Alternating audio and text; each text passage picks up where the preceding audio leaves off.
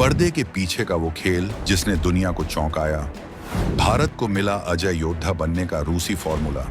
आसमान का नया सिकंदर बनेगा भारत। रूस के गुप्त वरदान से बीजिंग इस्लामाबाद में बेचैनी।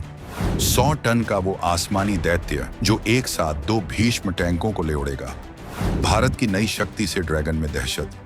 हिमालय का नया बाजीगर कुछ ही घंटों में लद्दाख पहुंचेगी पूरी टैंक ब्रिगेड। चीन का हर पैंतरा होगा फेल, पुराने गजराज की जगह लेगा ऐरावत।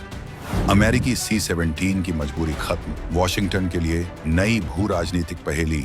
SCO के मंच की आड़ में रूस ने भारत के सामने एक ऐसा प्रस्ताव रखा जिसने रावलपिंडी से लेकर बीजिंग तक की खुफिया तिजोरियों में खलबली मचा दी। रूस ने भारत को अपना साझीदार बनाकर दुनिया का सबसे ताकतवर सैन्य परिवहन विमान विकसित करने का आमंत्रण दिया। एक ऐसा आसमानी किला जो भारत को केवल एक अत्याधुनिक परिवहन विमान ही नहीं देगा, बल्कि उसके साथ वह गोपनीय इंजन तकनीक भी हस्तांतरित करेगा जो भारत के सबसे बड़े सपने 5वीं और 6ठी पीढ़ी के लड़ाकू विमान एमका कार्यक्रम में एक अजेय शक्ति का संचार कर देगी। हम आपको इस हैरत अंगेज कहानी की पूरी गहराई से जानकारी देंगे, तो हमारे साथ अंत तक बने रहिएगा। और इस महासौदे पर आपकी क्या प्रतिक्रिया है, हमें कमेंट्स में अवश्य बताएं। तो सवाल उठता है कि यह पूरा घटनाक्रम है क्या, और कैसे मात्र एक विमान भारत के भाग्य और उसके विरोधियों की रणनीति को बदलने की शक्ति रखता है। इसका उत्तर जानने के लिए हमें इतिहास के पन्नों को पलटकर 1980 के दशक में जाना होगा। यह वही कालखंड था जब भारतीय वायुसेना के बेड़े में सोवियत संघ से एक विशालकाय विमान शामिल हुआ था, इल्यूशन IL-76, जिसे भारतीय वायुसेना ने गजराज का नाम दिया। जैसा इसका नाम था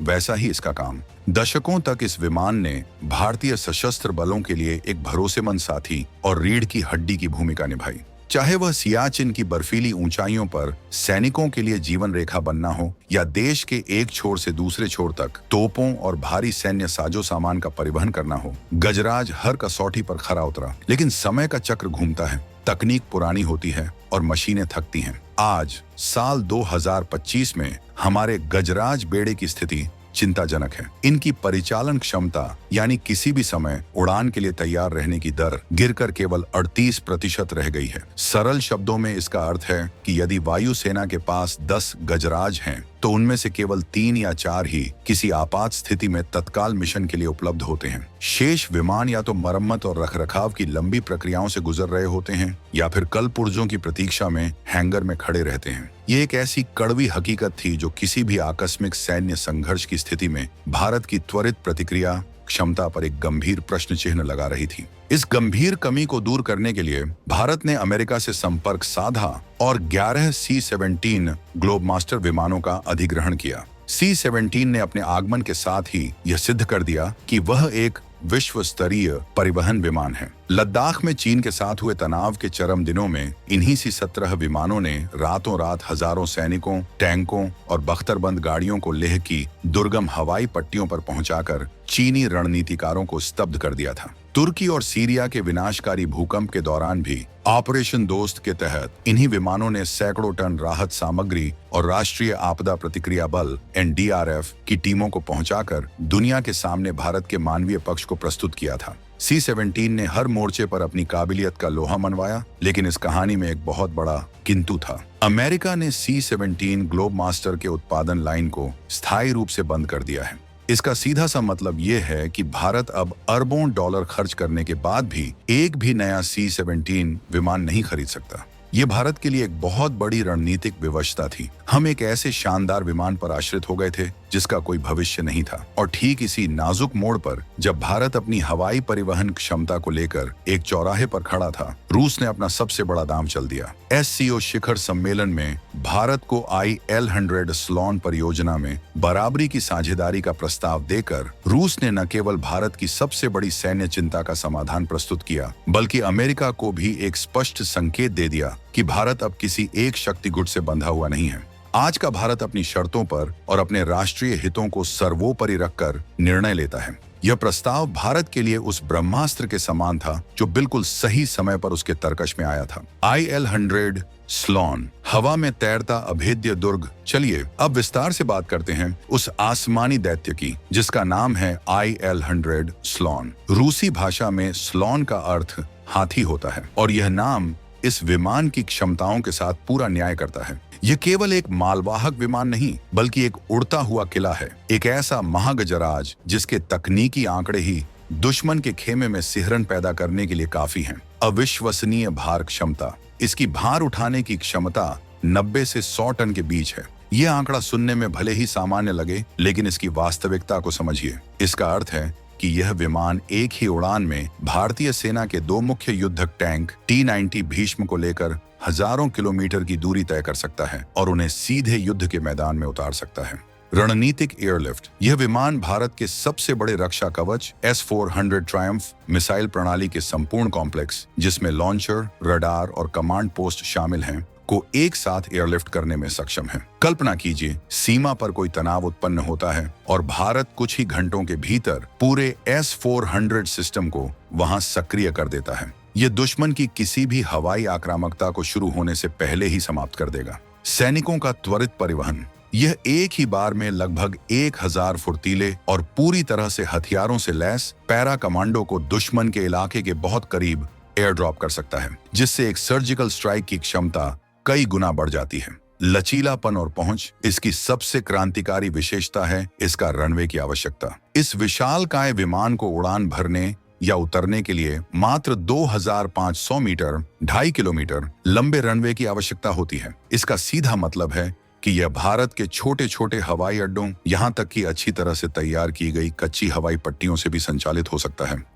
अब उस परिदृश्य की कल्पना कीजिए जो चीन और पाकिस्तान के सैन्य योजनाकारों के लिए एक दुःस्वप्न के समान है। चीन लद्दाख में कोई दुस्साहस करने का विचार करता है और भारत दिल्ली के निकट से अपनी पूरी टैंक रेजिमेंट को कुछ ही घंटों में हवा में उठाकर दौलत बेग ओल्डी की उस हवाई पट्टी पर उतार देता है, जो दुनिया की सबसे ऊंची और रणनीतिक हवाई पट्टियों में से एक है। जब तक चीनी सेना को स्थिति का अंदाजा लगेगा, भारत के टैंक उनकी चौकियों पर आग बरसा रहे होंगे।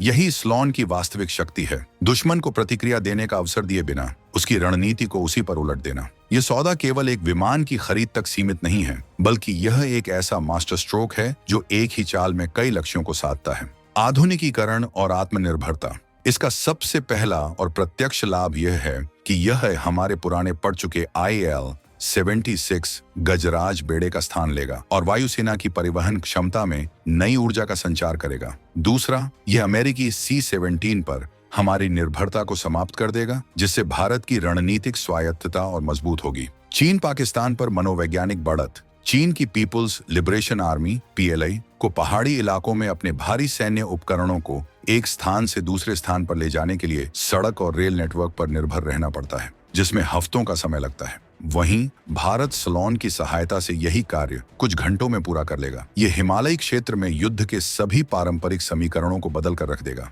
पाकिस्तान अपनी रणनीतिक गहराई, स्ट्रेटेजिक डेप्थ पर गर्व करता था, लेकिन स्लॉन के आगमन के बाद उसकी यह गहराई किसी काम की नहीं रहेगी। भारत अब सीधे तौर पर अपनी मशीनीकृत टुकड़ियों को पाकिस्तान के सुरक्षा घेरे को भेद कर उसके अंदरूनी हिस्सों में उतार सकता है। शक्ति का प्रदर्शन। स्लॉन का दोहरा उपयोग इसे और भी खतरनाक बनाता है। दुनिया को दिखाने के लिए इसका उपयोग मानवीय सहायता और आपदा राहत कार्यों में किया जाएगा, जैसा कि C-17 करता आया है, लेकिन इसका वास्तविक उद्देश्य रणनीतिक शक्ति का प्रदर्शन होगा। हिंद महासागर से लेकर अफ्रीका और दक्षिण चीन सागर तक जब भारत का यह महागजराज उतरेगा, तो वह केवल राहत सामग्री नहीं, बल्कि भारत की बढ़ती सैन्य और कूटनीतिक शक्ति का एक मुखर संदेश लेकर उतरेगा। तकनीकी श्रेष्ठता। चीन अपने Y-20 परिवहन विमान को अपनी बड़ी उपलब्धि मानता है, लेकिन स्लॉन के सामने वह बौना प्रतीत होता है। स्लॉन की क्षमता Y-20 से लगभग 40% अधिक है। इस विमान के भारतीय बेड़े में शामिल होने से क्षेत्र में शक्ति का संतुलन निर्णायक रूप से भारत के पक्ष में झुक जाएगा। अब बात करते हैं इस सौदे के उस सबसे गोपनीय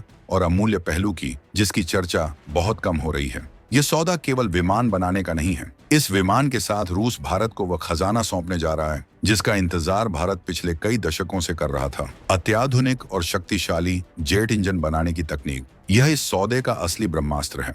जैसा कि आप जानते हैं, भारत अपने सबसे महत्वाकांक्षी रक्षा project MCA advanced medium combat aircraft पर काम कर रहा है। यह भारत का अपना 5वीं और 6ठी पीढ़ी का स्टील्थ लड़ाकू विमान होगा, जो अमेरिकी F-35 और चीनी J-20 जैसे विमानों को टक्कर देगा। किसी भी लड़ाकू विमान की आत्मा उसका इंजन होता है, और यही वह क्षेत्र है जहां भारत अभी तक आत्मनिर्भरता हासिल नहीं कर पाया है। दुनिया का कोई भी देश, चाहे वह कितना भी करीबी सहयोगी क्यों ना हो, अपनी सबसे उन्नत इंजन तकनीक किसी के साथ साझा नहीं करता। ये वह रहस्य है जो एक देश को दूसरे पर सैन्य बढ़त दिलाता है। लेकिन रूस IL-100 सलोन परियोजना के तहत भारत को इसी इंजन तकनीक का पूर्ण हस्तांतरण करने पर सहमत हो गया है। ये वही तकनीक होगी जिसे भारतीय वैज्ञानिक अपनी आवश्यकताओं के अनुसार संशोधित करके अपने एम का कार्यक्रम में उपयोग कर सकेंगे। इसका अर्थ है कि भारत को न केवल 100 टन का एक उड़ता हुआ किला मिलेगा, बल्कि अपने भविष्य के सुपर फाइटर जेट्स के लिए एक शक्तिशाली हृदय भी मिल जाएगा। यह आत्मनिर्भर भारत की सच्ची परिभाषा है। इस एक सौदे से भारत को भारी परिवहन विमान बनाने का अनुभव मिलेगा और साथ ही वह लड़ाकू जेट इंजन की सबसे जटिल तकनीक का स्वामी भी बन जाएगा। यह भारत का वह गुप्त दांव है जो लंबी अवधि में चीन और पाकिस्तान को प्रौद्योगिकी की दौड़ में बहुत पीछे छोड़ देगा। यह विमान केवल आकाश में नहीं उड़ेगा, बल्कि यह भारत के आत्मसम्मान, उसकी आत्मनिर्भरता और एक वैश्विक महाशक्ति बनने के उसके सपने को नई ऊंचाइयों तक ले जाएगा। यह सौदा इस बात का प्रमाण है कि 2025 का भारत अब दुनिया के बनाए नियमों पर चलने वाला देश नहीं, बल्कि नियम बनाने वाला देश बन रहा है।